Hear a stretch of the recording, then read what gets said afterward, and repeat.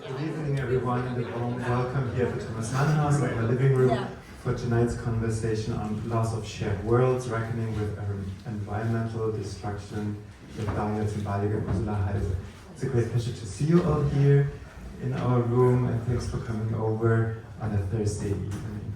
Tonight we would like to talk about ecocides, or environmental destruction, as we're all witnessing how wars and natural disasters dramatically alter our understanding of home, place, and belonging. To trace various ways in which ecological grief is echoed and reckoned with, we have invited two thrilling guests for tonight's conversation. Ursula Heise, who is Professor of Literary Studies at the Department of English and the Institute of Environment and Sustainability at UCLA, and Darya Tsymbalyuk, who is an assistant professor at the Department of Slavic Languages and Literatures of the University in Chicago. Darya is currently also a distinguished visitor at the Thomas Mann House and a participant of the collaborative residency project from Kyiv to LA, which is organized by Asha, who just stands right next to her. Asha is not only a dear friend and partner of the Thomas Mann House, she's also an independent curator and public programmer based in Los Angeles. And in her projects, she fosters public engagement, critical dialogue around construction of identity, decolonization, and the politics of memories in an ever-shifting geopolitical landscape.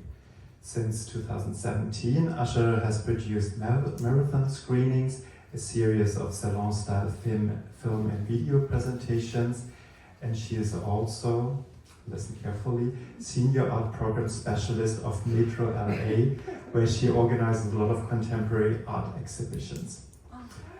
For those of you who are here for the first time, and I see some unfamiliar faces, very warm welcome. My name is Oliver Hartmann, and I'm the director of the Thomas Mann House.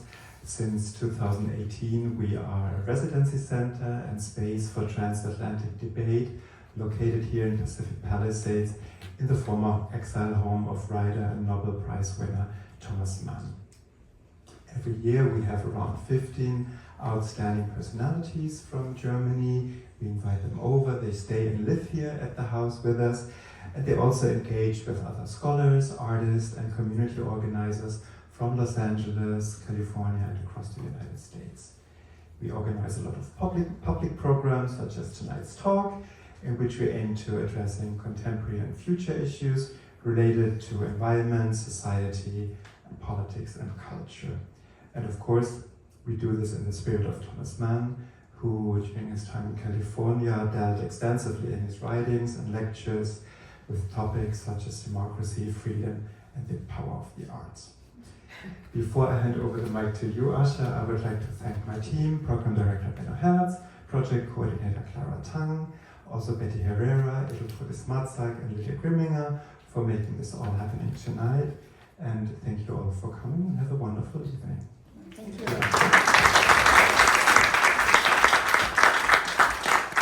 Thank you, Oliver. So, as Oliver mentioned, one very important project that I've been working on has been Kyiv to LA, which I started in 2022 after the full-scale invasion. And it was really focused on bringing Ukrainian artists and scholars out to LA to really have an opportunity to rest and to recoup. And it has since developed into a very collaborative project in which I've had the great joy of working with the Thomas Mann House, the Villa Aurora Thomas Mann House, and many other organizations like 18th Street. Jan, thank you for coming. And the ICALA, Caltech, the Getty GRI, multiple different organizations. And it's been a really phenomenal experience to be able to be in spaces here in LA and have conversations with these artists and scholars. But it became particularly pertinent in a different way after the fires in LA that we all experienced in one way or another. And the dialogues that I think a lot of what Ukrainian artists were having, I think, felt closer to home for many of us. And within this context, I thought it was really exciting to bring together today Darya and Ursula to have this context in the discussion of the loss of shared worlds and our relationship to these kinds of spaces that disappear, whether it's through climate change or ecocide. And before I move on to introduce Ursula and Darya, I would like to thank the Norm McNeely, Hurley and Manitou Fund, which has been supporting this project now for 3 years. And also 18th Street for being a fantastic fiscal sponsor and supporting me in all of this. And so Darya Tsymbalyuk is an interdisciplinary researcher whose work lies at the intersection of environmental humanities and artistic research.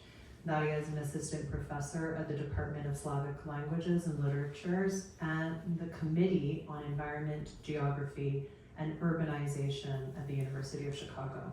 She is the author of the book Ecocide in Ukraine,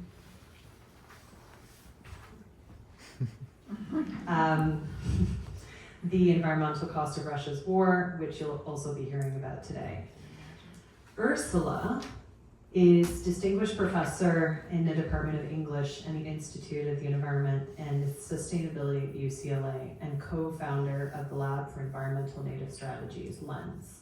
Her research and teaching focus on the environmental humanities, especially storytelling about biodiversity, endangered species, multi-species justice, and the imagination of the local and the global in environmentalism of the Americas, Germany, Japan, Spain, and Vietnam. Her books include, among others, Sense of Place and Sense of Planet, The Environmental Imagination of the Global, and Imagining Extinction, The Cultural Meanings of Endangered Species, which won the 2017 Book Prize of the British Society for Literature and Science. She is co-editor of the Routledge Companion to the Environmental Humanities and co-editor of the series Literatures, Cultures, and the Environment with Palgrave.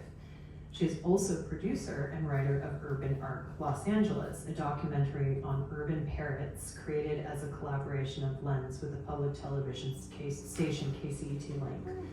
Her most recent book, a co-edited essay collection on environment and narrative in Vietnam, was published in 2024. She is currently working on a book entitled Reclaiming Ecotopia, Science Fiction and Environmental Futures. And on that note, I'm going to hand it over to Ursula and to Darya.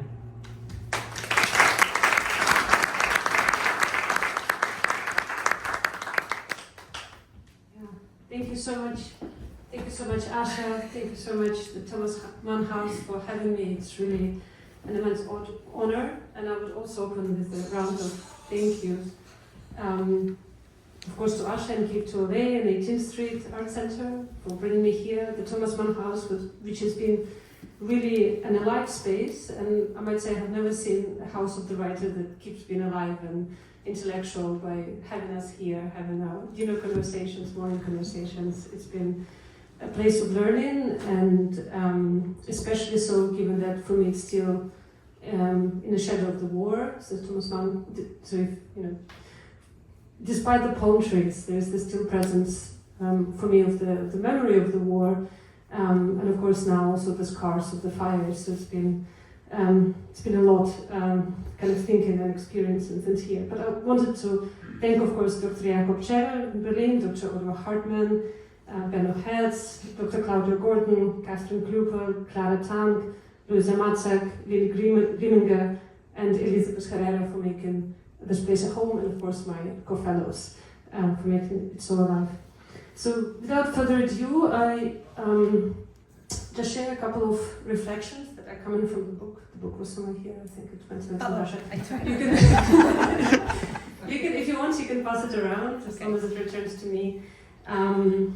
So as you know, I come from Ukraine, so we're talking about Ukraine, but since there are Angelinos in the room, I hope that you maybe contribute your stories, and if you see that something is resonating or speaks to your experience, I would love to know how that sounds. I wanted to ask how many of you have been to Ukraine? By any chance? Yes. Wow, okay, and Asha, like three, couple, well, two people, okay. And the picture on the cover of the event is a photo taken by my dad in the east of Ukraine, in Donetsk Oblast, close to the front lines. As you can see, it's a burned forest, which is, of course, pointedly familiar here, though the tree species are different. And I wanted to ask, because something came up, whether you know what these things mean, or how do you read them? Like when you have the little strips. Yeah? All I know that the trees in the Palisades that the Army Corps has decided to knock down, people have redone an examination of them, and they see they have life. And they put a little ribbon around and said, you know, don't touch. So anyway, maybe that's it. So different.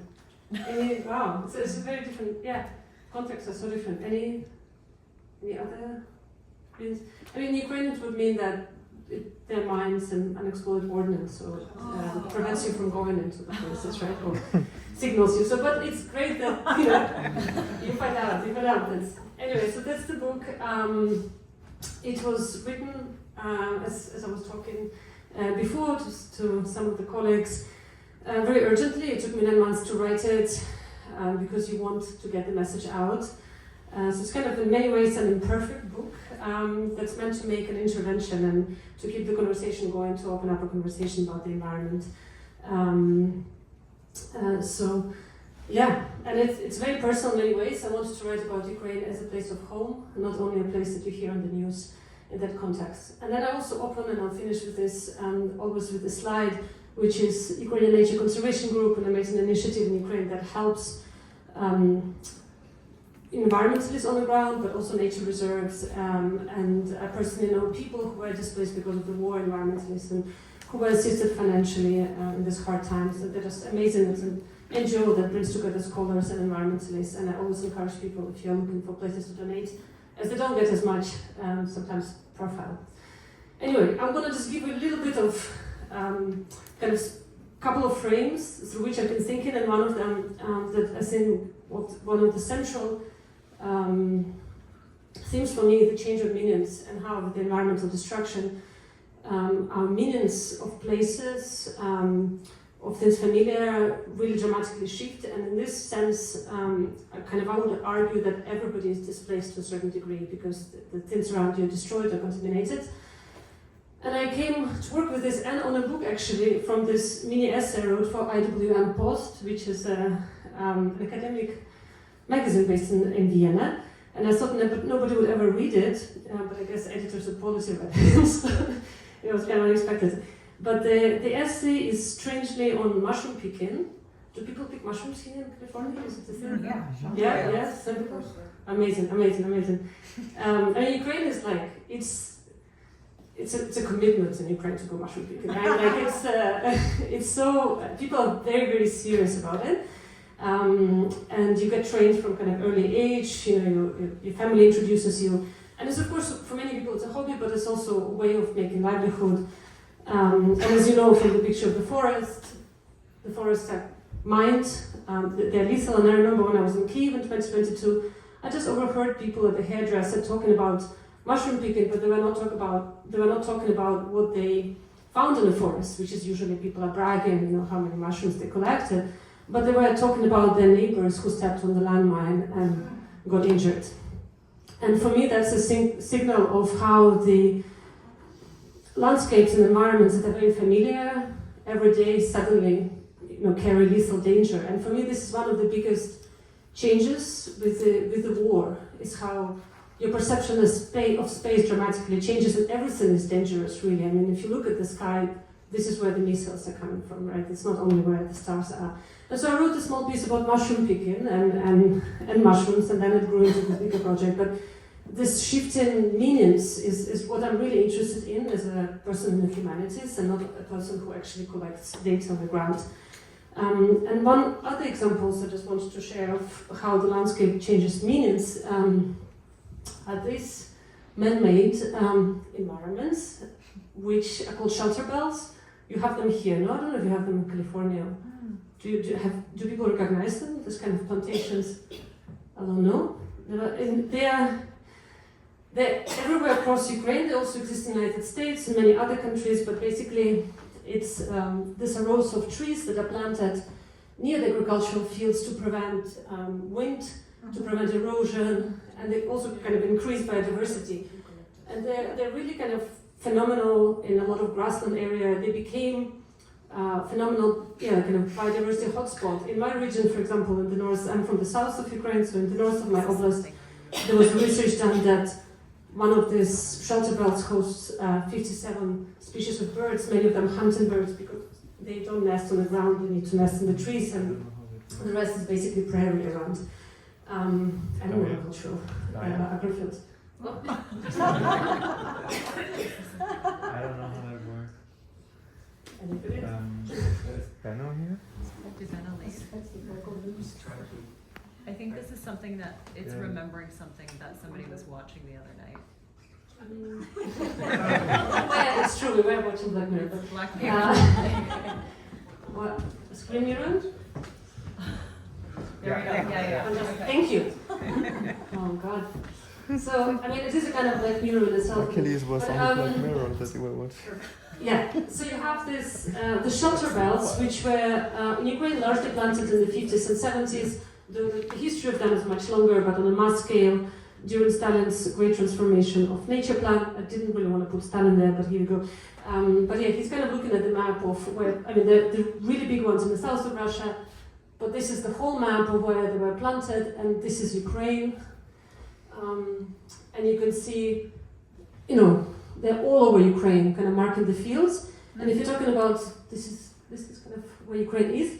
And if you're talking about the south and east, and this is the territories where the front line really runs through, and currently also the north is opening up in Sumy. But this part is predominantly prairie, steppe regions, which are marked by this, by the shelter belts, which are quite often the only kind of wooded, forested areas. And as I said, they were planted in the Soviet Union, they became this unexpectedly kind of biodiversity spots, and they were abandoned with the fall of the Soviet Union because they were not maintained. But the environmentalists kind of had been fighting for them to actually be recognized as environmentally important areas and reframed as spaces of life because they host so much life in the prairie regions. This is some more historical photos, but with the war, this idea of them hosting life and sheltering gained new meaning, and I'll just show you one of the clips from the front line.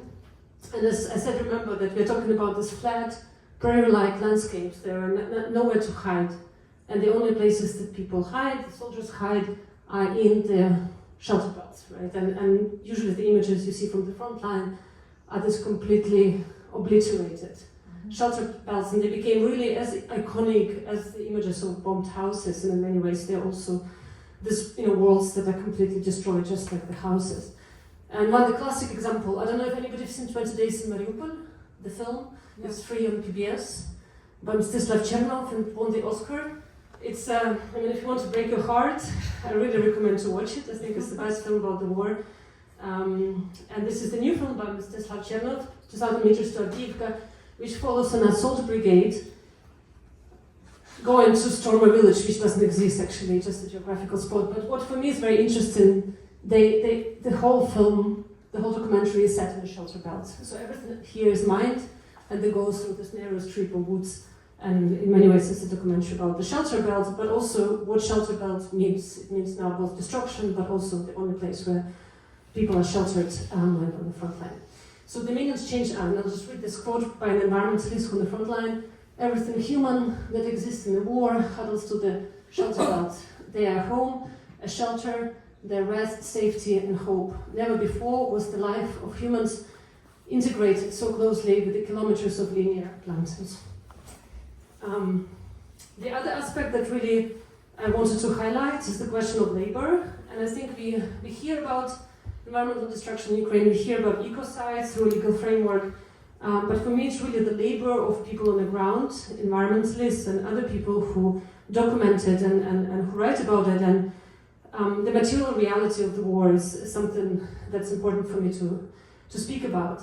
And one of the stories I'll give as an example is documented in this book by Ivan Rusev, an environmental researcher from the Tuzla Lagoons, this nature park all down south, completely south, even more south than me, in Ukraine on the Black Sea. It used to be one of the few places that had direct access to the Black Sea because all the things, like all the other spots, are militarized.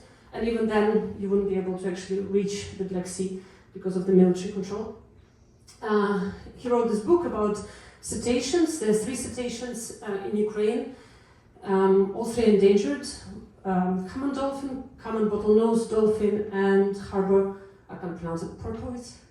Porpoise. Porpoise, I can't pronounce it. Anyway, And then I also interviewed him. I went and I interviewed him, and he told me he's been documenting the deaths of the cetaceans, and between 28th of March 2022 and 31st of January 2023, so really just kind of less than a year, they counted 52 bodies of cetaceans in the nature park, which is a really dramatic increase from what used to be in previous years. The scientists are still debating what are the reasons for the deaths, so they wouldn't rush kind of equating it immediately to the war, and we can talk about it. But the most incredible thing that he has in the book, and he told me in the interview, is the story of how this process of documentation occurs. And here I'll just show you also a photo by Yana Kononova, who did this photo series for Bird and Fly, documenting the autopsies of the dolphins, and then just the photos themselves. And I'll just leave this one. So the way it happens is that they get a call from a border guard, because remember Black Sea borders, and it's 30 kilometers, which is 25 miles away from the nature park. The border guard discovered a body of a dolphin. At that moment in the nature park, they had a couple of cars, but lots of cars were donated to the front. And also we are talking about like sandy areas where not all cars go. So they have to go and get the body from the place it was discovered and bring it. And what they do, they get a donkey called Yasha, they get a wagon and 2 employees of the nature park. And it's August in Ukraine, which is like August in Chicago. It's like hot, it's very, very hot, like you don't want to be outside. And you can imagine, so 30 kilometers is not very close. You can imagine going with a donkey in this very hot day to this place where the body is recovered. I mean, and then the road is obviously practically unexistent. Anyway, at some point the donkey refuses to walk further. So these 2 guys walk to the dolphin's body and then drag the dolphin's body through the water until they can reach closer to where the wagon and the donkey are. Put it on a donkey, return to the nature park. In Ukraine, you don't have freezers in the nature park. It's expensive. Nature park can't afford having a freezer to do autopsies of dolphins. So what they did, they negotiated with the local fishermen, commercial fishermen, that they would store the body. So the guys then, with the body, go to the village. They bring this dolphin, deposit it in a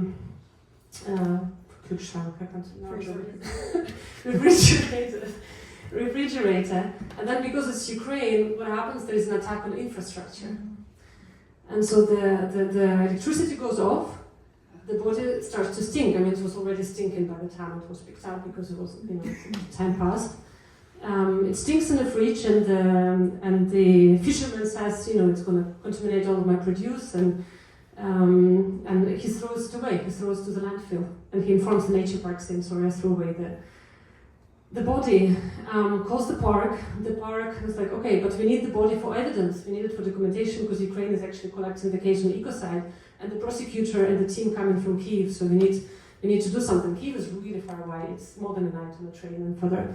And so they get together with the donkey and the wagon. They go to the landfill. They spend hours digging through the landfill, which you can imagine the smell. It's summer. Everything is rotten. They find the dolphin, which is also already like half eaten by the dogs, the stray dogs. They recover it, and they still need to store it because the team is coming from Kyiv. And they go back to the lagoon. They find the saltiest place. They attach the body and they wait for somebody to come from the capital. And it's usually Pavel Golden, he's here with the back, who does autopsies. He does the autopsy, and then the data goes to Germany and Italy, and then the case continues. But this material labor of like how this process actually goes is what's important. And the very last thing I would say is the question of inhabiting the space, of what does it actually mean, which I've been thinking a lot about here, also going to the ocean and thinking whether to swim or not to swim, after the fires. But thinking of this picture from my hometown, from the beach I go to all the time, and probably, I'm going in 2 weeks, so I'm going to go there again. I don't know actually if I will swim this summer, but this picture documents a mining engineer pulling out leftovers of cluster munition from the water. And then you have the woman going for a swim on the background. And she clearly didn't want to be in a picture. Other pictures don't picture her, so it's not staged. Like she's kind of trying to do her thing, enjoy the summer.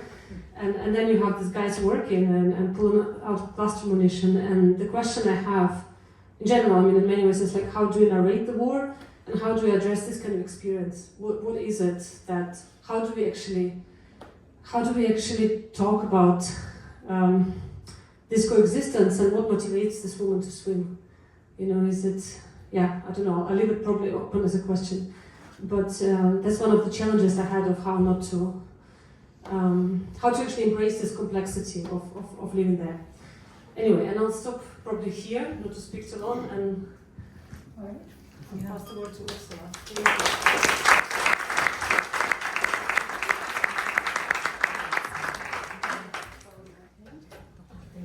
Yeah, thank you so much, Darya. And first of all, congratulations on the book. And so I wanted to start with a few questions that I think will allow all of us maybe to hear a little bit more about how you understand the project of writing the book and how you position it.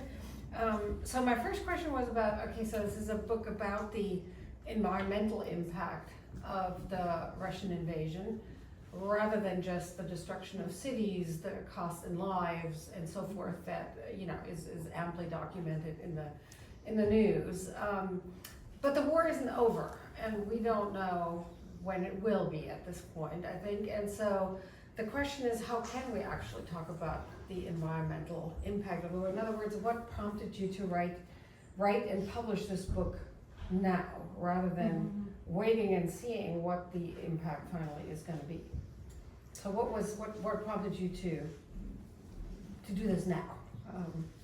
And you talked about urgency, so can you talk a little bit about that? Yeah, thank you. I think, as I said, it's a very imperfect book, which I'm very fully aware for many reasons. First of all, the data is scarce still, so even if you wanted to do full analysis, you cannot, even of things that happened in the past. But for me, it's more important to make this intervention and keep the conversation going, so people talk and actually. Which conversation precisely are you? Both about Ukraine, I think, and about kind of the scale of destruction. And there's something about the environment to me, and that's why I talk about it as the loss of the world, that there's a kind of different almost magnitude and grief to me when you think on the environmental level, not to compare. I mean, I don't think it's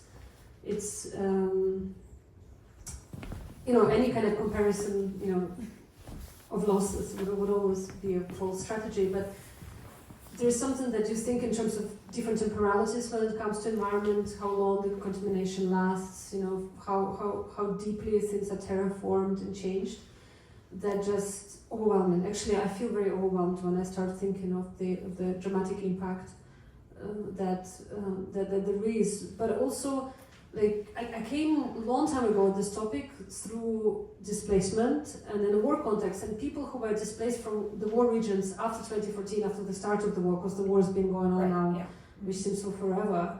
And they talked about environment. I was not interested at all, but it mattered to them what kind of places they left behind, the strangest of places that they moved to. They couldn't read the landscape, right? They would go into I had somebody who worked outdoors, and he kept walking into nettle, stinny nettle, and the co-workers were like, "What's wrong with you? Why are you going to the stinny nettle?" And say, I don't recognize it, right? So there's the landscape you need to know how to read. And so it's the attention of the people who were displaced to this importance also that kind of led me to it. But also people in Ukraine really talk a lot about environment. I mean, one of the trips I was returning to Ukraine, and I don't go around and be like, "Hi, my name is Darya, I work on environmental destruction." I was on a train, and a woman on the train just kept talking about this particular species that got impacted by the breach of the Kakhovka Dam, and whose habitats were destroyed. And it's a very particular blind red mole. It's a little kind of, lives underground. Nobody has ever seen it, probably. Very few people even managed to document it on iNaturalist, so it's a very rare species. But she kept talking about this animal being endangered by the war, and she wasn't an environmentalist. It was kind of recognition of the shared, I think, space of disappearance, of the catastrophe. And so I was listening there, and I was like, wow, it's really becomes public conversation in Ukraine. And so what was your process for gathering information? I mean, part of it seemed to be your own travels, and where you actually talked to residents or to soldiers or to people who had participated in this. Some of it seemed to be drawing on unpublished sources. So what was your process for gathering what data there are about the environmental impact at this point? Yeah, and the number of things published, the thing is that happens, and the book is, I think, 90% Ukrainian sources, which was very intentionally done so, and, you know, environmentalists on the ground, and I always say, like, I mean, their work, I mean, first of all, they're all, in danger. People are working in danger no matter where you're in Ukraine. Many of them are mobilized. Many of them already were killed. I mean, it's the conditions of life. I mean, also the kind of the material environment in which they worked is extremely precarious, and they keep producing research, and they keep, researching the impacts on the ground, as well as investigative journalists. I would say journalists are probably also the biggest producers of knowledge on Ukraine at the moment. So I really wanted, so I read a lot of sources, and what's said to me, I mean, there's a fantastic platform in Ukraine, UWUEC, Ukraine War Environmental Group. Ask me, I'll follow up with that. But they publish in English the most incredible analysis of environmental destruction, and they never get quoted in Washington Post, in New York Times. Like, the media never goes to them, even though they created this website to actually present. Why do you think that is? They don't have visibility. And so part of me is actually kind of trying to find a way to pull these voices who are doing the actual groundwork, and somehow they don't get visibility, like they don't. So that's so a lot of their sources and the research that they do, interviewing them. But also, when I went to Ukraine, I mean, it's not field work. It's going home, right? And I for me, just being around and talking to people and just experiencing it as part of my world as well. And I wanted to preserve that sense, which is different than you're going somewhere that you have a different relationship to. But doesn't that make it also harder to know what the overall impact really is? Because you don't have sort of a panoramic overview at this point, but you just have sort of bits and pieces. That's sort of what interested me about the project, that on one hand, it's clear that the impact is absolutely massive. On the other hand, it's very hard to know just how massive it is or what. It's true, and it's ambiguous at points, right? As we know with environments. Well, we'll get to that. I'm eager to talk about that a little bit more later on. Definitely. I mean, I think if you think of like impact in a quantitative way, of course you don't know and you can't calculate at the moment. Though Ukraine does make attempts to count how many things were lost. I think it's an emotional impact that mattered to me more, or the impact of that kind of devastation of literally the world collapsing. I mean, it's the end of the world for Ukrainians, and by that I mean, of course it's a loss of a dear person is also an end of the world, but it's also everything around. It's different. It's different. So that gets me to something else that relates to, I think, how you gather the bits and pieces that go into this book. And that was that when I read it, and maybe this is just me sort of being a literary scholar, but so at times it read to me like memoir, where you think about Mykolaiv, the place where you grew up, and you recount memories from what things looked like during your childhood and then what they look like now when you travel back. At other moments, it seems like nature writing, or you delve into details of what particular landscapes look like, what they feel like, what their emotional impact is. I mean, just what you were saying, and also how people feel about losing a particular landscape. Those are all things that sort of in the Anglo context would be part of nature writing. And then other parts of it do seem like war reporting, and I mean the dolphin story, which was one that we talked about when we met a week or so ago. That was a story that really stood out to me as well, as sort of heroic effort under these military, completely adverse conditions that are typical more of war journalism, war reporting. So how did you think about your writing and about the language that you use and about which scenes to choose and put together in particular chapters? I was asked, I realized the hardest question to ask, what genre is this? And I still don't know. I'm thinking. I think it's clearly a mix, but I was It's a- wondering yeah. how you think about that particular mix. I think probably very intuitively, and a big part of it, I think to write this honestly, I couldn't, like, there is no way I could write it from, and I don't believe that objectivity exists in a pure sense, right? So, and I couldn't even pretend to be there. I think it was really honest of me to guide the reader of what it means for me, even distantly witnessing this, and what it means for, you know, millions of people who are from Ukraine who have a close relation to Ukraine, whether scholars or, you know, people who worked in Ukraine. I mean, it hits you differently, and the emotional overwhelm is so intense that, I mean, there are days I struggle to work. I mean, I continue working, but I'm kind of like split,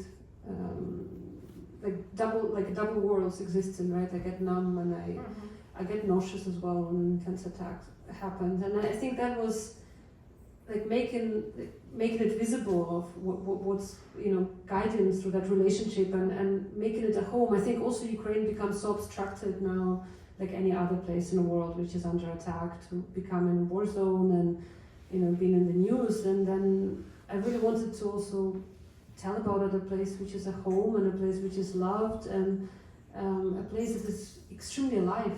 And that's something we talked when we first met, right? That in Ukraine you really kind of feel this intensity of life, like nowhere else. And I mean, or like in other places which undergo, you know, unfortunate disasters. Yeah, exactly. Yeah. But I mean, in my case, because I'm from there.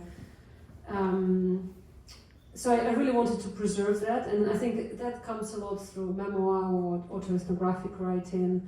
And thinking through these cultural meanings, and even, you know, like the cover features storks, right, and they have really heavy meaning in Flying Ukraine. over the burning landscape, yeah. In my home region, actually, I mean, it's a kind of a coincidence. But they are so laden with cultural meaning. When people see these birds, there's very intense response to that, right, because they always return to the same place. They symbolize home, they symbolize spring, and yeah.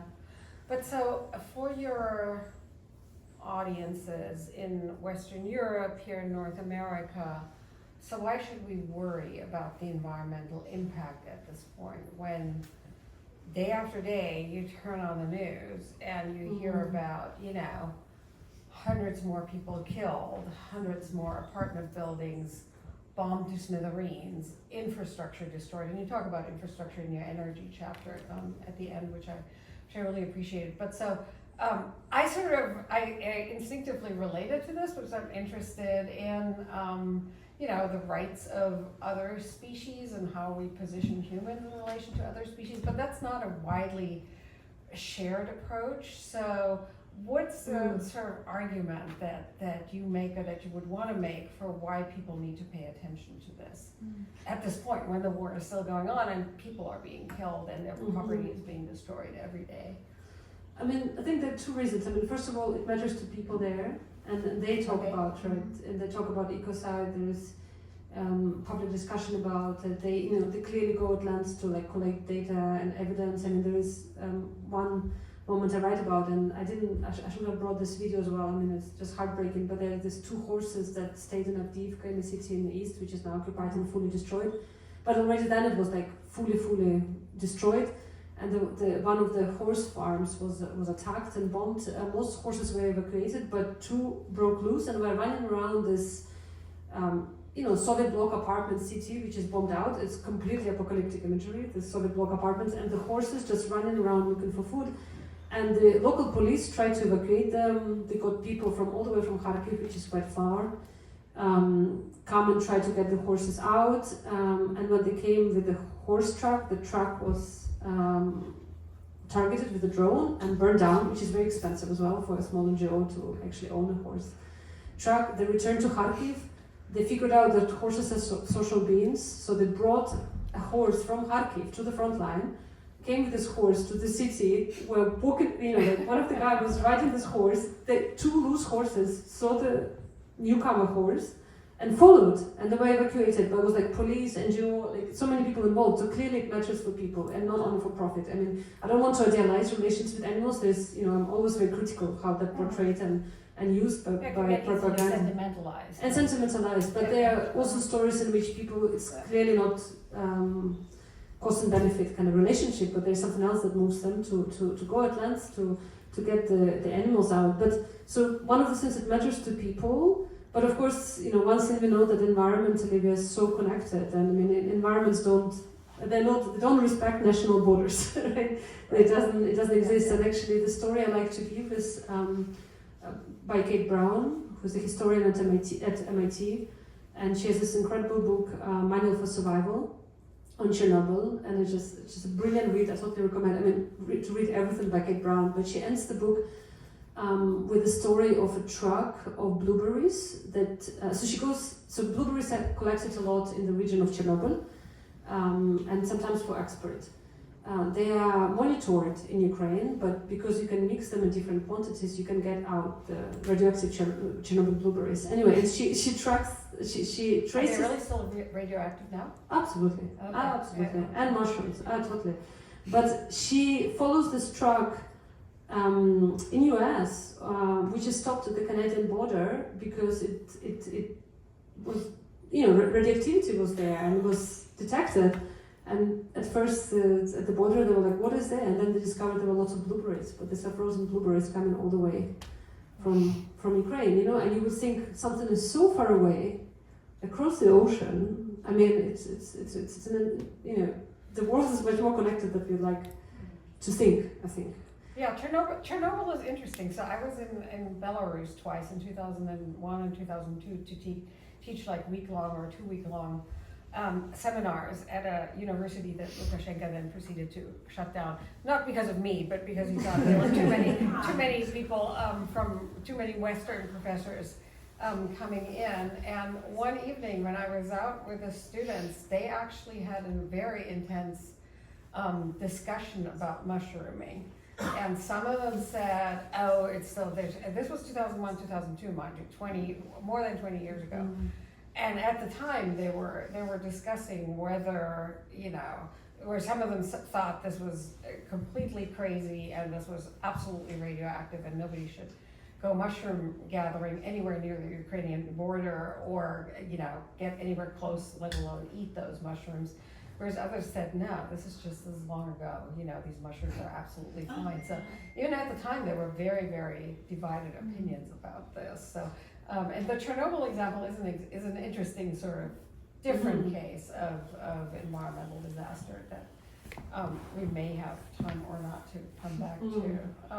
But so in connection with the different styles of writing that you were talking about, so how do you balance, on one hand, the sort of obligation that a journalist or documentarian has to present all the facts that are there, that are relevant to the story that you want to tell, not to leave anything out, not to falsify any information, and to be, you know, as comprehensive as possible, and obviously in seeking sources, with what must have been sort of an intense emotional investment in what was going on. So how do you balance that? And I mean, not just in the research, but then also in the writing, given that you write for people who will have varying degrees of emotional attachment to the places that you write about. How did you negotiate that in the writing? I don't know, actually. I mean, you said you get nauseous when you hear about new attacks and things like that, and I imagine that visiting some of these places and seeing the damage would have been equally impactful in terms of emotion. So how did you manage that, or how did you handle that when you then try to translate that into the writing? I don't know. I mean, I guess it's like what I really,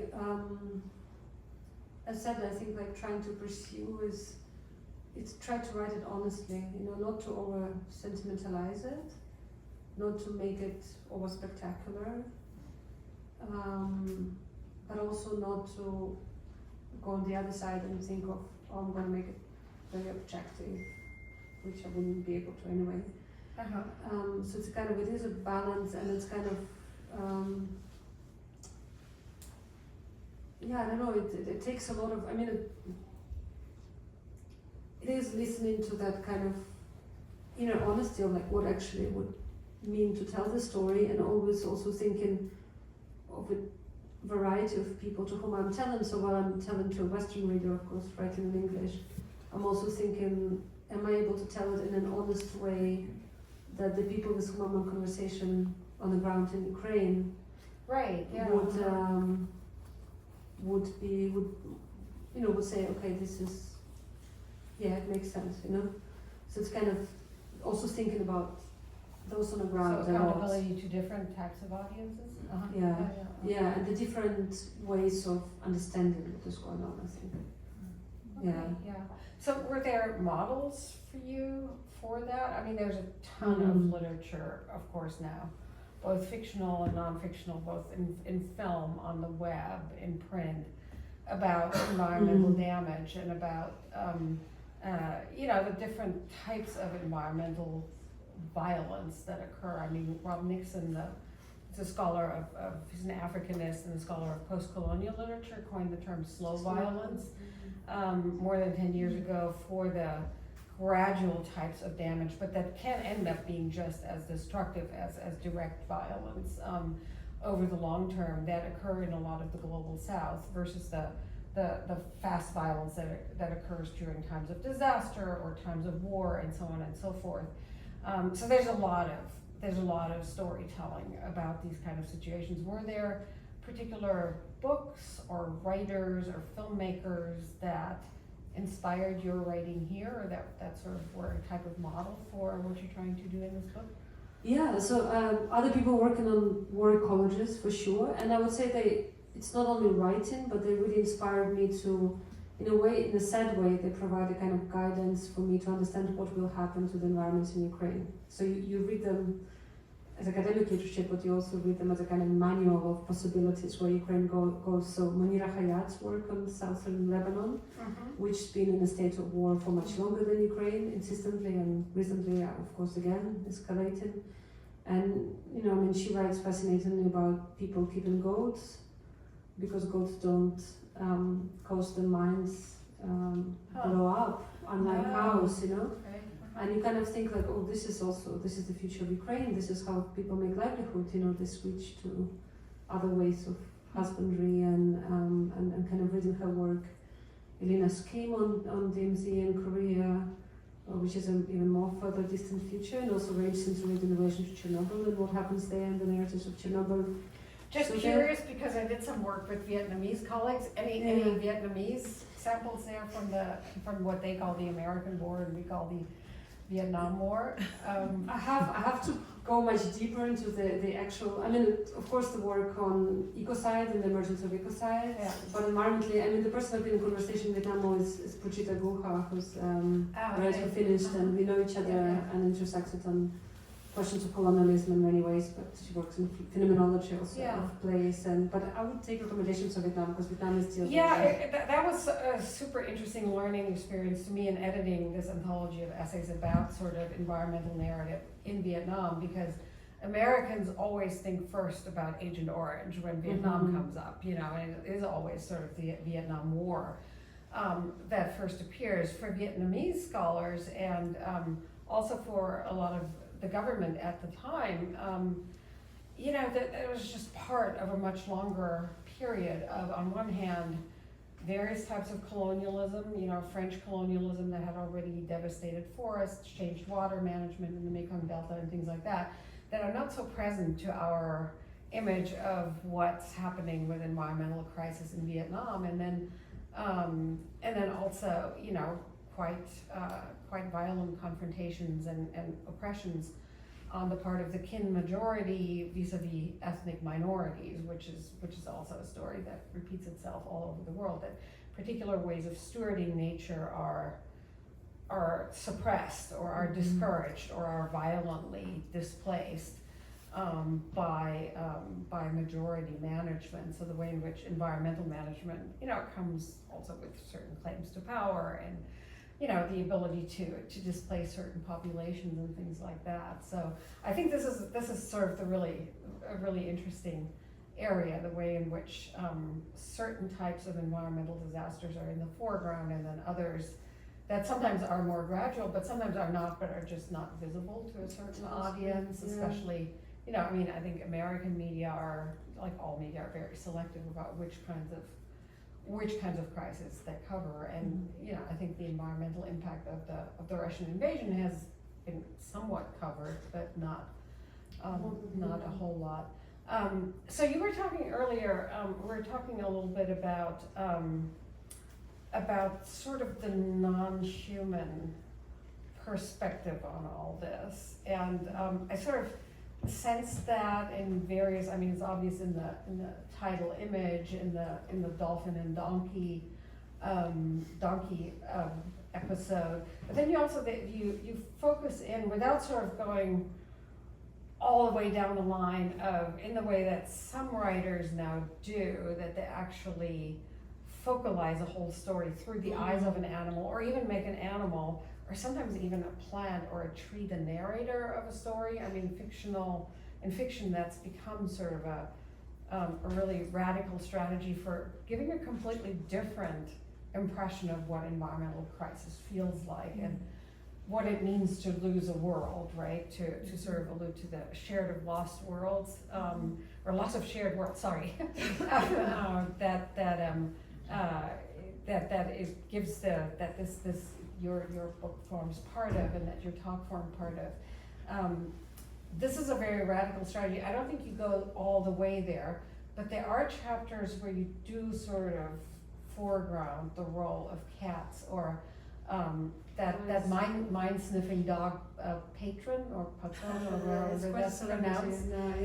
So what was the intention that was going into those parts of the book, where it's not so much the meaning of plants or animals to the human victims of war, which you already talked about, but really the animal victims or the plant victims of war themselves?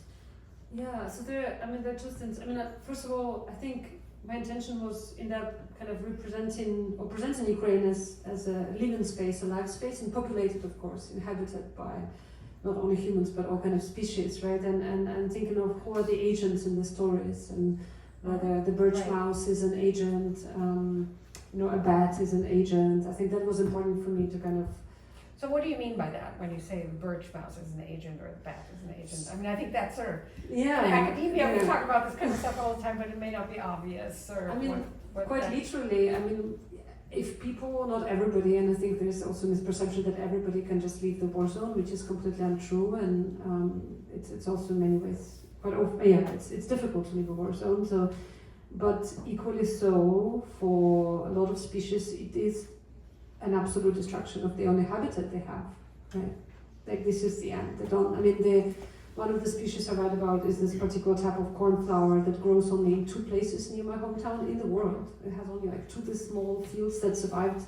I mean, it's because it's a prairie region. It's all agricultural mono fields. So it's endemic to those 2 places. It's endemic. It's completely endangered. It was. I mean, the kind of the sad irony that of course nobody cared about it until Russia attacked and suddenly it became important. But it only exists in these 2 places, and if these places are gone, and one of them was also severely impacted. I mean, both of them, but one of them. This is it. The species doesn't exist, right? It's extinction, as right. It's your work focused so much on. So really thinking of that's so they are impacted obviously, and sometimes on levels which are even different to us, but also and going back to also what impacts. I mean, I think reading on kind of cosmologies, the different relations to place, indigenous relations to place, which is very different in Ukraine, and I don't want to equate, but I do think through my years of work in Ukraine there is a kind of different understanding on modern human and relations, which is not necessarily that hard divide between human and humanist in some Western cultures. And thinking of that, how to reflect that kind of aliveness, vitality of Ukrainian thinking of what it means to be human, which encompasses quite often your vegetable patch. I mean, I know people who didn't leave the war zone because their tomatoes were not ripe in the war. I mean, I know somebody who stayed. Yes, you mentioned that. Or staying because of orchids. This is in the plants chapter, I think. It's really intense, and it's not always seen as something outside. So there's me and there's my vegetable patch. It's kind of an extension of the self. So in a way, you are it's a different relationship, I think, to And that was also true in Chernobyl, right? I mean, Yeah, there yeah, were yeah. old people who came back, even though it was still really, I mean, even in the first few months after the disaster, who just came back because they could not imagine living outside of their house, their garden. They wanted to take care of their garden and so forth. And Masami Yuki in Japan has written about something very similar about the aftermath of Fukushima. And she was very interested. She writes about, she's an environmental humanist who is very interested in food. And so she was very interested in why people, both from the Fukushima zone, but then also in some other parts of Japan, would actually insist on eating food from there, even knowing that the government was telling them, no, this may not be safe right now, don't drink this milk, don't eat these vegetables, it's not a good idea. And they did it anyway, and she was very interested in how people's identity and their sense of being at home was actually involved in that, and I saw that sort of replicated here in the incidents of where people were actually not so much attached to, and that was something that struck me, that in a lot of cases that you describe in the book, it's not actually sort of anything that an American audience would perceive as sort of wild nature that people are attached to, but on the contrary, I mean, also the shelter belts, right, which are very human created, but even more so these vegetable gardens, the flower gardens, even the domestic plants that you write about. So the attachments are very intense to various kinds of non-human organisms that don't always sort of fit into North American notions of wild nature, right? No, that's true. And part of it, yeah, and it's very complex. I mean, the houseplant is anywhere you go in Ukraine, like hospital, bank, university, it doesn't matter. This room would be full of houseplants. It's you know, is really on the next level. Note to the directors. There's something there that I'm looking at, but I also sometimes wonder with the vegetable gardens and the dachas, the summer houses, the allotments, whether it's also in the sense of in times of in political instability, which is unfortunately very frequent in a place like Ukraine, and even like thinking I grew up in the 90s. The 90s, it's the collapse of the Soviet Union. All infrastructures, it was. I mean, I grew up without like electricity, running water, all that stuff. People like lost all the professions didn't exist anymore. I mean, it was extremely dramatic, and I grew up in the periphery, like far from that. That was really Southern Ukraine. Southern Ukraine, forgotten. Nobody has ever even been there from Ukraine quite often. Anyway, but there to survive is the vegetable patch. Right? And people, this is the only stability. That no potatoes will be there tomorrow if they tend them. Hopefully, I mean, drought happens. Okay, but that's material survival. That's one thing, But and then emotional, but they're connected. I think. Well, they can be connected, but what really struck me about the I mean, the tomatoes are not going to guarantee anybody's survival, right? And yet it seemed like some of the people that you were talking about, I'm not going to leave here until I can harvest my tomatoes, which is insane from a rational viewpoint, but in a sort of cultural and emotional logic does make sense. Because it's a way of also understanding who you are. It's about practice of how you exist as a person is caring for your tomatoes, right? Yeah. But I do think, and I don't want to make it like purely materialistic, but I do think because of this precarity and the material realities, I think to take into account into which conditions people live and how those infrastructures was developed. Not because sometimes, I didn't grow up, actually, my family never had a summer house, which I really felt that I was left out, like without a vegetable patch, and I still do. I really, and well, you have right here now. I'm very happy for this, but like I feel like it's like I'm missing out on. Though when I talk to friends and like researching gardens, they would be like, "Oh, Darya, I really didn't want to dig potatoes. I just wanted to play piano. That was a disaster. My son was always in the vegetable patch." So people always warn me of like romanticizing these practices because for a lot of people it was also just. Labor. I have big debates about this with my eco friends here in LA, where some of us, some of my friends, one of my close colleagues, she has like a lemon tree and she plants all the veggies in her backyard and sort of makes pretty serious arguments about how that has a minor but significant impact on the food chain and believes the food chain in some way. I've never been able to harvest any more than like, a little basket of strawberries from any garden that I've ever been in touch with. So the garden that I now have, I'm more interested in like, let's have something for the hummingbirds and something and I plant bioinvasives like fennel because swallowtails love them and they hatch from them. And I just had 2 swallowtails hatched this morning. So that was really, really, really, really cool because they're amazing caterpillars and then very strangely shaped cocoons. But so there are different philosophies about how you should use these private natural spaces, right? Is it for the sake of other species or for the sake of food or whatever? Anyway, let's get a little bit more to some of the more positive sides of what you're describing. You said earlier that you thought the impact was ambiguous, the impact of the war. Could you talk a little bit more about that? It sounds like it's a disaster. How is it ambiguous? I mean, I would say they are, it's almost like, not a Venn diagram, but it's like one side the other. So overall, it's obviously, it's a massive disaster, right? And I don't want to diminish that. And I think like sometimes when some of the views present in the unexpected emerging habitats is also kind of, like you cannot, I think the default, the baseline, right, is the incredible destruction that occurred.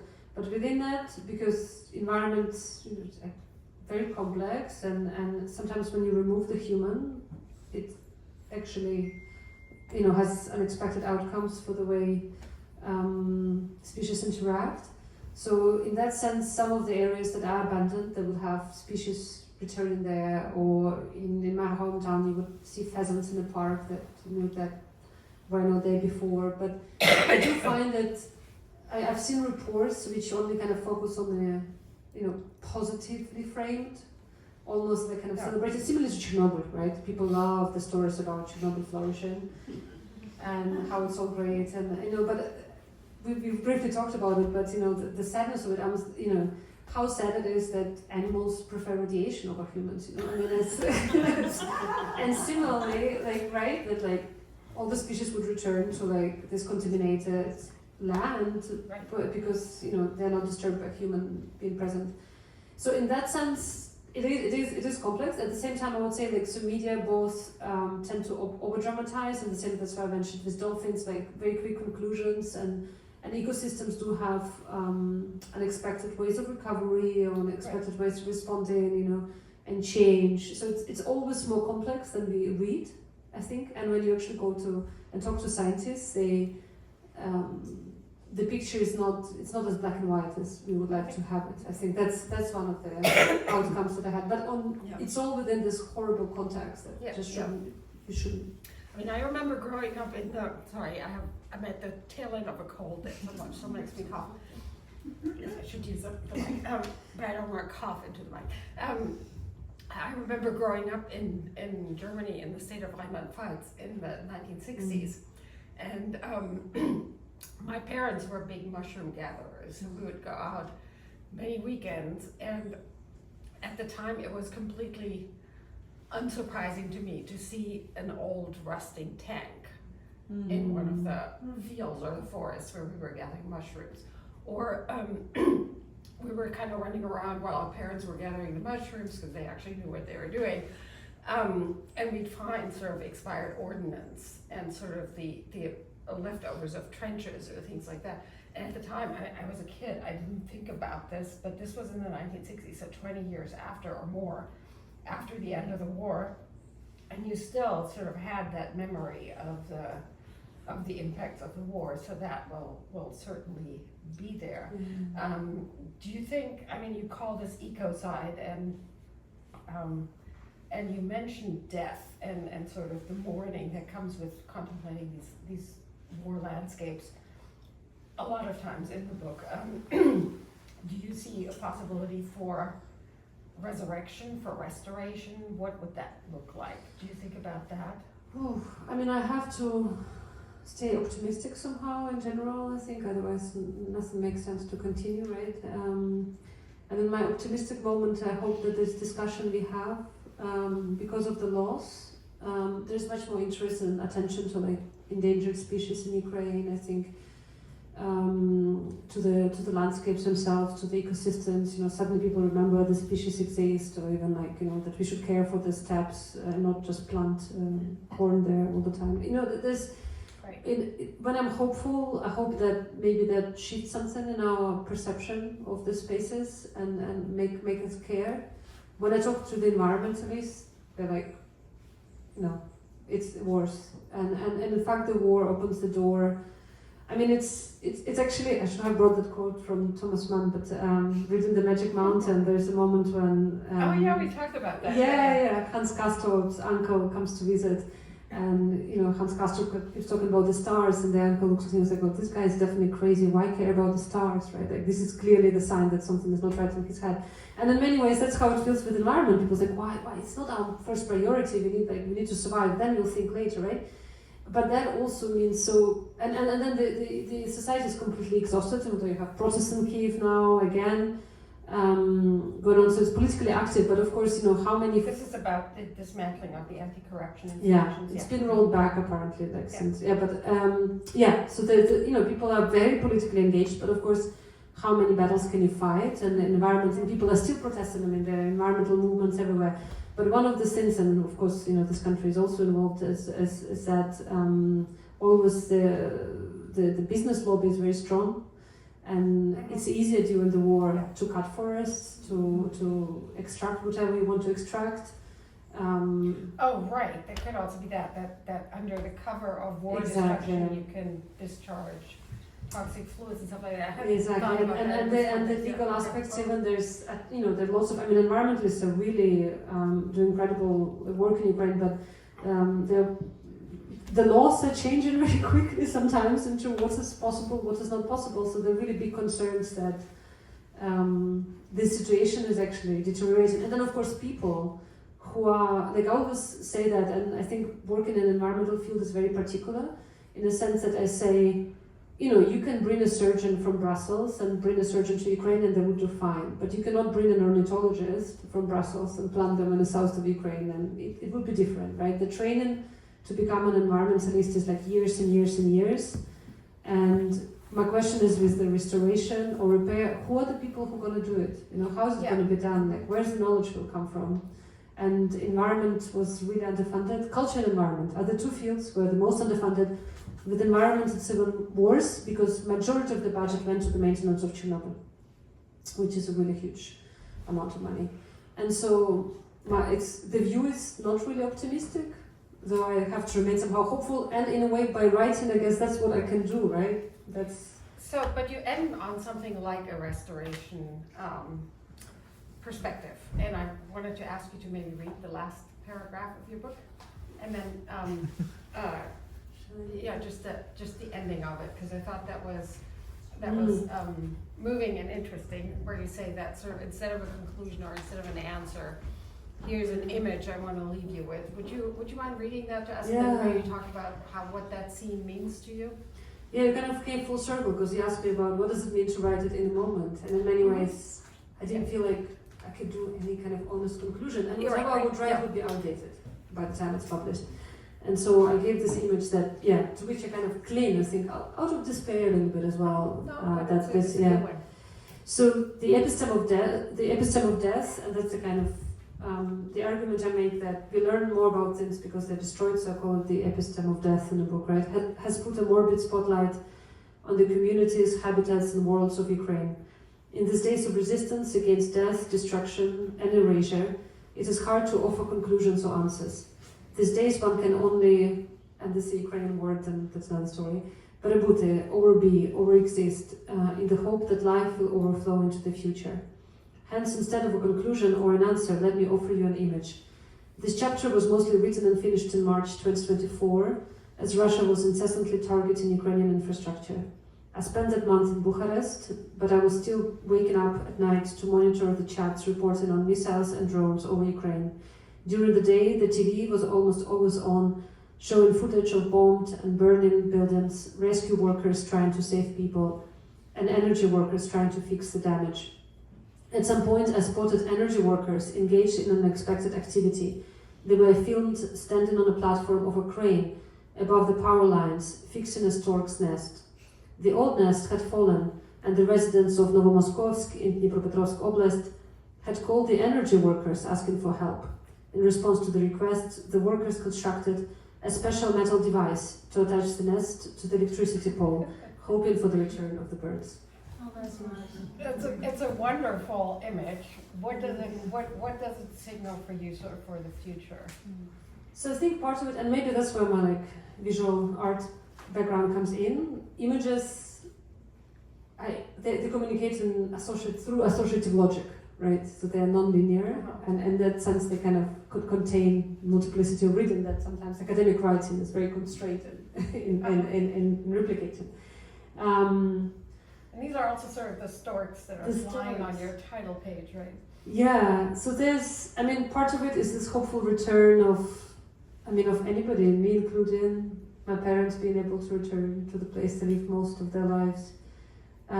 The actual storks returning and being able to nest safely. The birds actually, here at the Thomas Mann House, I've been working on an essay about birds and kind of thinking a lot about birds. 8 million birds fly over Ukraine down south each year. During migration season. During migration season, and they fly over where I'm from. I'm from the coast of Black Sea, not on the coast directly, but to fly over Black Sea, it's a big task. I definitely wouldn't be able to do it. So they have to rest, right? So the rest where I grew up, and those places are bombed, so all the conditions are disturbed. Right. So I think about that, but also energy workers and infrastructure workers are other people who are just, in any crisis like we've seen during COVID, it's the people whom we invisibilize in society quite often, but actually they're the ones who carry literally the lifelines through which we exist, whether it's water or electricity, and so they're also very much targeted and endangered, and the places that they very often step on landmines when they install electricity.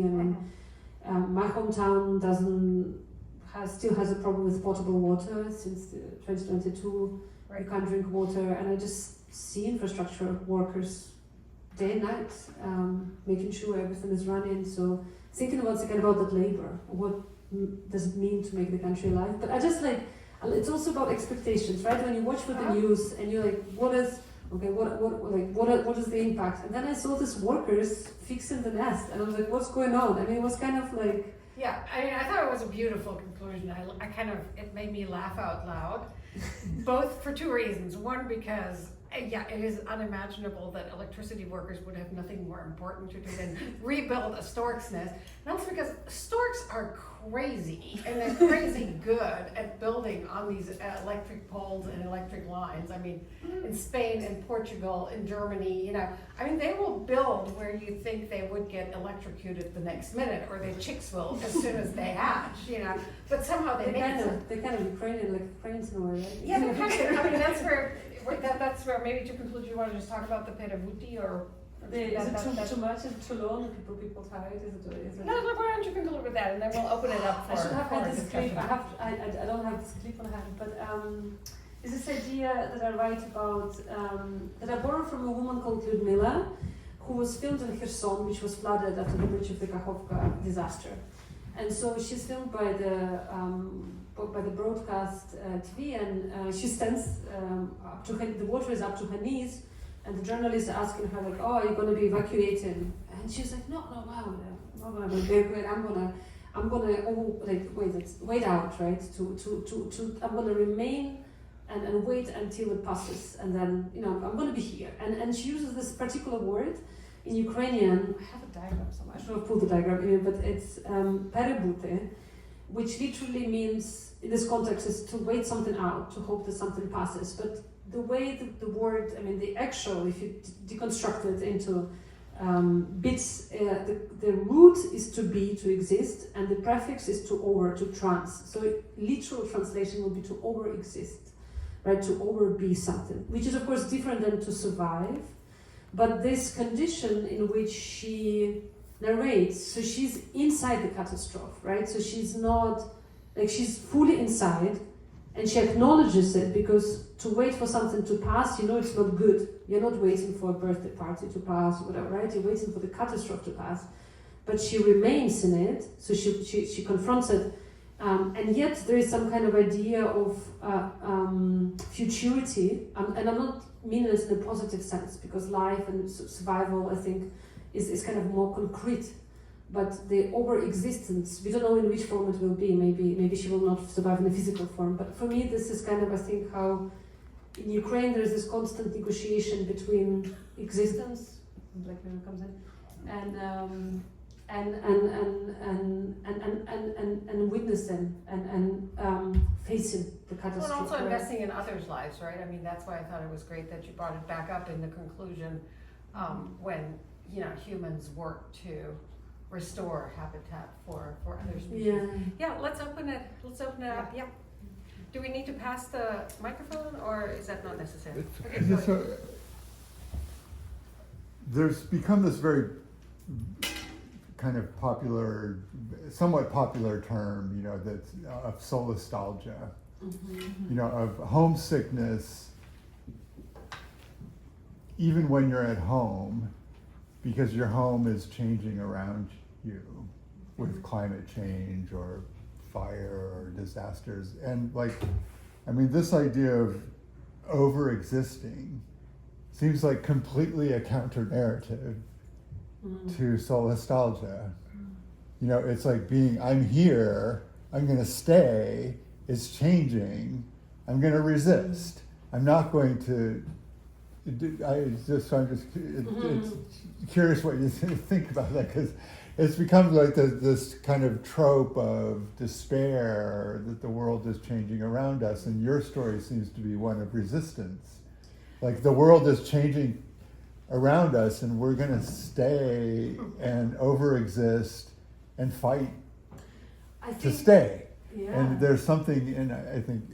Yeah, I think for me, that's why I kind of use this word. I borrow from Ludmila, who's very wise and obviously knows more than me about the experience of this disaster. But I think it's complex. I think it's both. So there is the part of mourning and loss, and that's why, right? And acknowledging that this is not good. This is catastrophic. Yeah.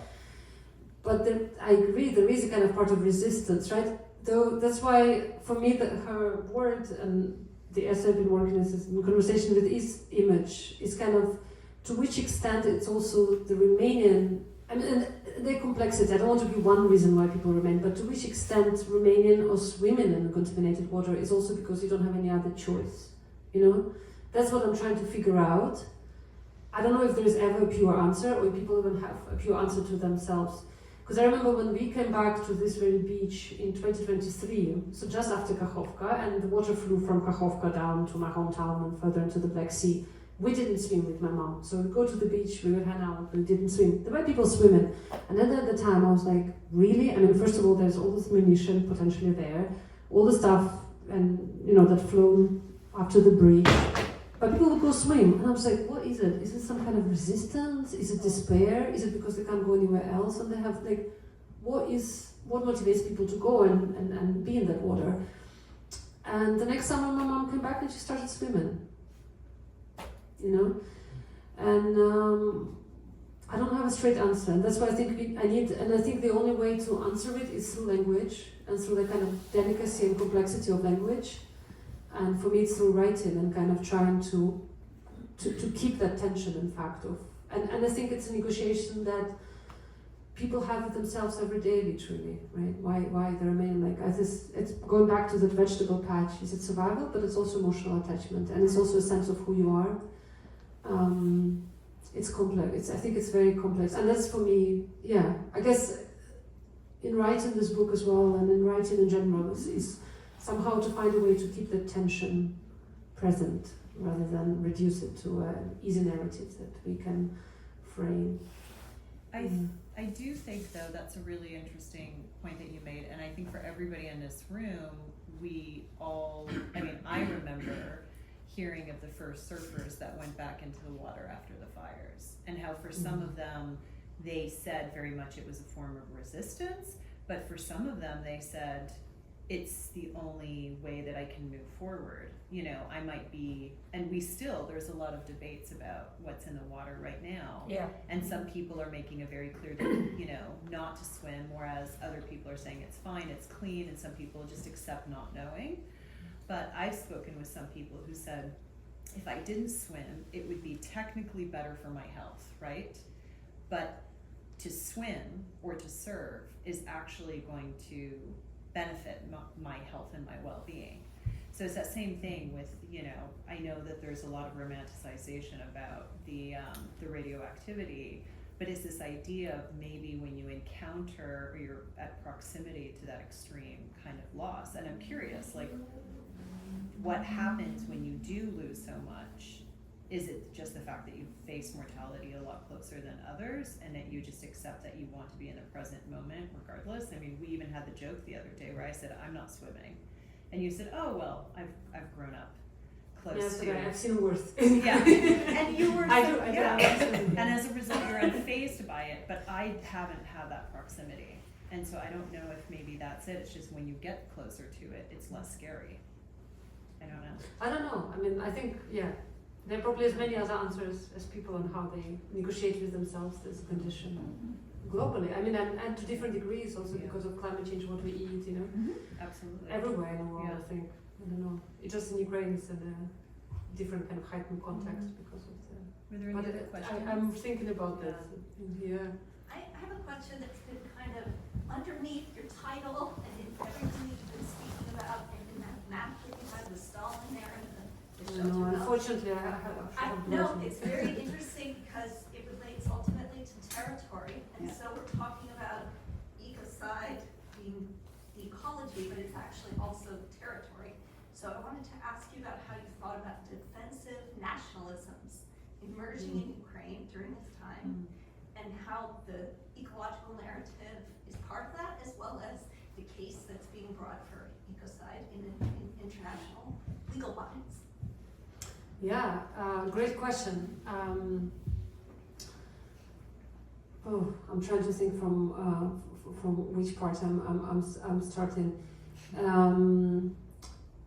I would say, I mean, the question of ecocide and the legal possibility of prosecution. I mean, of course, already quite flawed because it's state-centric quite often, right? And Ukraine had a domestic law, and it plays a big role because it is a state actor. I think that plays a role, and you can also kind of think of it from that angle. I mean, the question of ecocide is extremely limiting, in fact. And I think sometimes from Ukraine, you see it as the ultimate possibility of pursuing justice. And from Ukrainian perspective, you don't recognize the limitations. What are the limitations as you see them? I mean, I think it's entrenched, obviously, in the Western understanding of law, and in the legal system. There's been critique by scholars in a way that, you know, it's I mean, the ecocide law, you know, the idea is that you can persecute, you know, individual people, that you can, accountability is the big question. But there's been critique that it then underplays racial capitalism, settler colonialism, the systematic oppression and temporalities, and shifts the focus on some other actors, right? So it's definitely there, and I think from within Ukraine there is not really kind of always a critical view of what it does. The environmental agenda has been integrated in, you know, the Zelensky peace plan, and has been, of course, instrumentalized in many ways, which the environmentalists always on the ground very critical of the way since instrumentalized. I mean, the biggest example of that I've had on one. I mean, there's so many examples, but like when the reconstruction plan was unfolded first in 2022 in Lugano, and there were several NGOs working on environmental recovery in Ukraine, and it was like really intense working group. And then they're sitting in the audience, and the people who present go on stage, and suddenly it becomes all about energy, and there's nothing on the environment, you know, and the people are like, what's going on? Like, this is not what we worked on.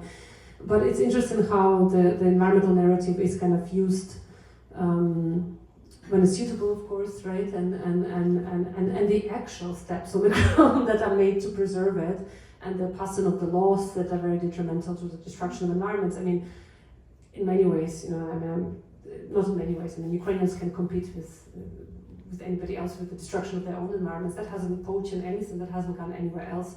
So of course there's always this mismatch of the agenda of the state and the people who are on the ground. yeah, I mean, I think that's the biggest in terms of, for me, in terms of how the narrative is used, and actually like the Patron the dog, who's been really become a kind of mascot of many ways for Ukraine. I mean, he's been really also used in the information war as this dog that is demining, and he met a lot of like world leaders and kind of got a UNESCO dog award for demining. He's a small dog, I don't remember the breed, but he's actually a demining dog, but he became like a really big celebrity and then used by the state to promote this agenda. He's a Jack Russell terrier. He's a Jack Russell, yes. I should know this. I mean, he's like everywhere, and so that definitely exists, and you can also see it replicating also in academia, scholarly, I think, and critically the way people talk about it. And sometimes, like I hear people talking about like Patron the dog, as if it's about like multi-species relations, but it's part of the information campaign. I mean, the real dog exists, and I have respect for the real dog, but it's a complex kind of web of relations, right? But I think for me, when it comes to like the state narratives, whatever, and then the other aspect of this kind of, I think sanitizing is kind of, which it really makes me, like it kind of triggers me, is the idea that because Ukrainians like save animals, they're somehow like morally good, look at them like saving cats and stuff, and that's fine, very problematic, because in fact more animals were abandoned than they were saved, but the narrative that the media promotes, Ukrainians promote themselves quite often, is that we're so good, we care, you know, like, and that is really a big, I mean, I would say it's a big concern that people are dying, but it's a narrative that I get annoyed by, because it doesn't reflect the actual conditions on the ground. Yeah.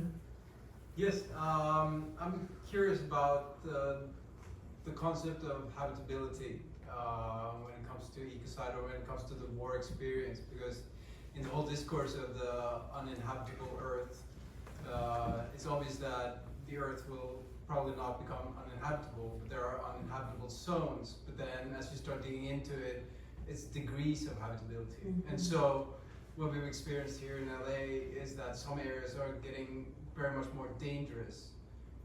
And so I wonder, what can people outside war zones learn from people who have lived in war zones when it comes to habitability and risk? Because it's not like it's impossible to live there, but it's just getting very dangerous and it's very random. So do you have any thoughts on that? I wish. I mean, I think, I mean, in Ukraine actually it's interesting because the scientists are looking at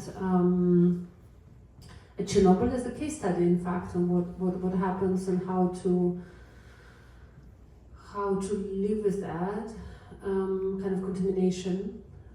So Chernobyl became a case study. I think one thing I learned that before we think, like, it's quite interesting in Ukraine, there are debates, for example, about mined areas and what to do with them, but then before we decide what to do them, or like what are the best ways, should it be preserved as some kind of like nature reserve park, people return and demine them, right? So people always return, like they return to Chernobyl in many ways, if they can, and they do find ways, as you say, of inhabiting that. A lot of times at risk to their own lives. And I think trial and error, unfortunately. I think that's what I've seen in the mining. I mean, all the territories that I mine, they have people, they have farmers who demine with the kind of sometimes self-made devices, before, because there's not enough demining engineers, and they will invent new ways of being, like keeping goats, developing other ways of sustaining themselves. And one thing that I've seen from other places that experience war, in my case I was looking like Laos, that a lot of, even after, because demining operations are always a couple of years and then they move on to the new conflict area, but there's a whole economy of recycling unexploded ordnance, and it's the people who live there, they look for it and it's used in many ways, and I think that's also in many ways the future for people who want to live there. Yeah. Yes. I'm curious about, considering the dynamics of urban ecosystems, how do they reflect or assign value to people that are living in the urban areas?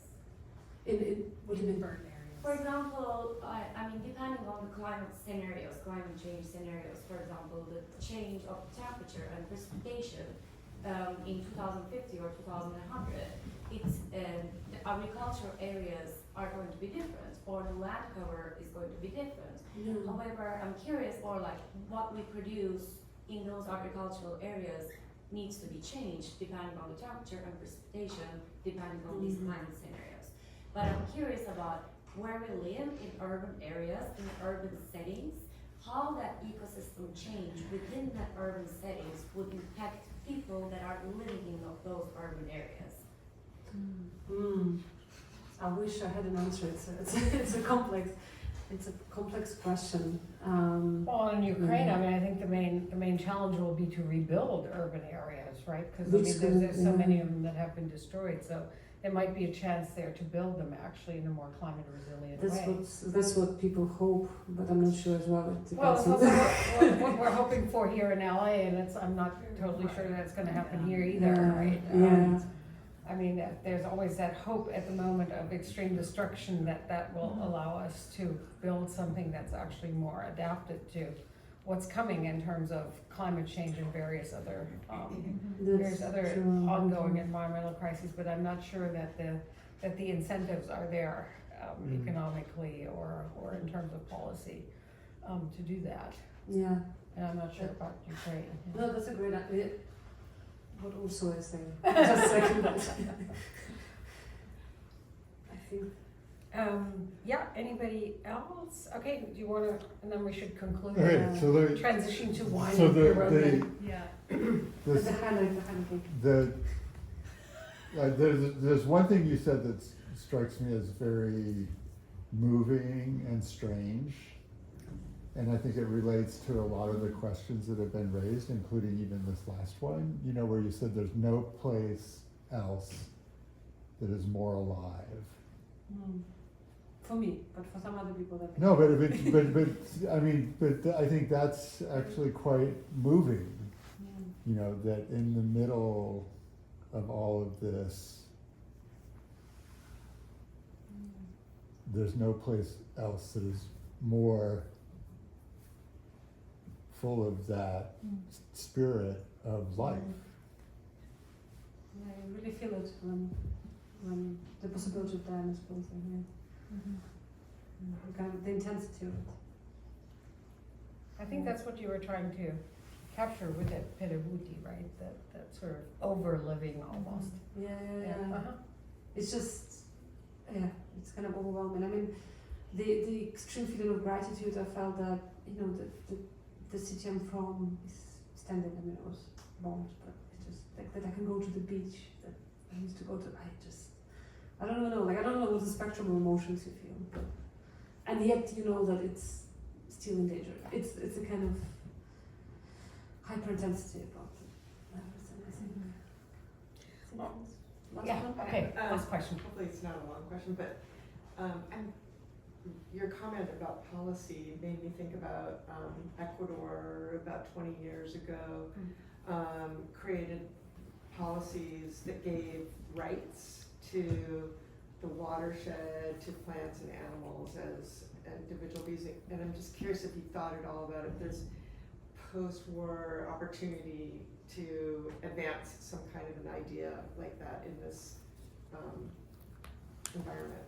Yeah, rewrite the constitution like the Ecuadorians Yeah. and the That's Bolivians cool. did in the 2008 and 9, I think.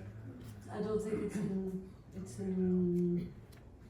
in the books in Ukraine, at least on the mainstream environmental conversation. I think it's more leaning towards, and there's lots of criticism towards that, and this opens a whole other door, but it's leaning towards EU policy and EU integration, and the environmentalists put a lot of, it's complex, but they put a lot of hope for what the EU can do and the integration that the EU can do in terms of preserve. It's easy to critique them for being naive, but you know, when you talk to people who are sometimes living in the fear of bombs everyday life, I also don't want to criticize sometimes these aspirations and what they see as a better possibility. So I think in Ukraine actually looks there, though I am constantly, I mean, I'm partially like maybe guilty of creating this conversation, but I do believe that there's a different modern human relations that exist within the culture, which of course then was impacted also significantly by the Soviet view of things. So it, modernity was really central. But we talked briefly about it with Ursula, looking at that's what I'm working on here in this video essay, looking at like folk beliefs and in texts from 19th century, there's this idea that the soul is a bird in many of the beliefs in Ukraine. And there are all these like folk beliefs which are still present, that if somebody dies in a family and a bird comes to you at night, that's the soul of the relative. And then there is this idea that birds fly to this mysterious country down south called Viri, but this is also where the soul of the dead people go, and it's kind of interesting to think of those. they're kind of loose associations. But my question always to people in Ukraine, if your soul is a bird, what does it make you as a human? What is actually your understanding of why humanity ends and continues? So I think there is a potential, but I think the question of, Soviet modernity definitely overrode a lot of those also practices at some point, and now with the aspirations, I think, of being European, there's also a different sense. I don't know, but I like to play around in video essays. But I think that's what's really interesting about your book, and I hadn't quite thought about it in this way until you just said this now, is that the extreme situations of the war and these situations of extreme risk and limited habitability then actually surface other ways of relating to non-humans, right? And that they sort of suddenly make it, and we've seen this in the US too. A lot of people during Hurricane Katrina would not leave because they couldn't take their dogs to the shelter, and they would not leave their dogs behind to drown, right? So in those extreme moments, there's suddenly a very different relation to the non-human other that really comes to the fore in a way that it doesn't in more normal situations. And that's I think what your final scene so beautifully illustrates. Under normal conditions, would anybody do that? Reconstruct stork nests? Maybe not. Yeah, it kind of goes back to this question. I think, bare life is exposed, right? What war does is you really, you don't have any space for bullshit anymore. You kind of everything becomes very existential. It's like life or death, and whatever you do, you kind of in that frequency. And that's what people say. And actually, for people who come back from the front or this extreme situation, it's difficult because they're like, the friends I had there, we could really. Yeah. But here is all the superficial, whatever we care about. And in that sense, is maybe that's what comes to the front, what really matters to us in the end, and it's relations. And to the extent that involves the natural world, it really is then an alternative to the usual arrangement of things. Yeah. Well, I think we all need a glass of wine. Thank you so much, Darya. Thank you.